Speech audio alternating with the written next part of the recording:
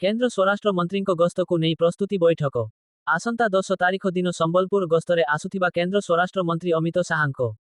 गस्त कार्यक्रम को सफल करने बलांगीर बीजेपी तरफरु एक प्रस्तुति बैठक अनुष्ठित हो जाइछि। बलांगीर सर्किट हाउस ठारे जिला सभापति श्रीवत्स बेहेरा नेतृत्व में अनुष्ठित बैठक में अन्यमानक मध्य वरिष्ठ बीजेपी नेता गोपालजी पाणिग्राही समेत बलांगीर विधानसभा स्तरीय मंडल सभापति और कर्मकर्ता माने उपस्थित थिले।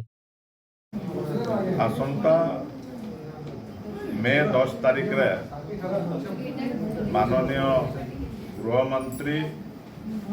श्री अमित शाह जी ओडिशा गस्तरे आसुछन एवं से परिप्रेक्षी रे 10 तारीख आमर झारसुगुड़ा एयरपोर्ट रु उल्लै करी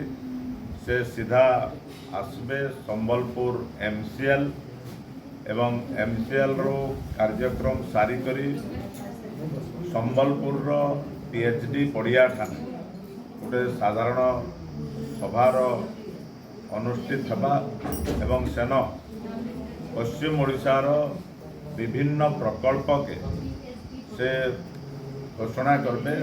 इ प्रकार कार्यक्रम अमित शाह जी रही है जेहेतु निर्वाचन परे परे से पश्चिम ओडिशा गस्तरे प्रथम थर लगी आसुचन भारतीय जनता पार्टी रो कार्यकर्ता मानकर उपरे एवं जनसाधारण प्रबल प्रबल तांकर भितरे उत्साह देखवार लगी मिलुछि।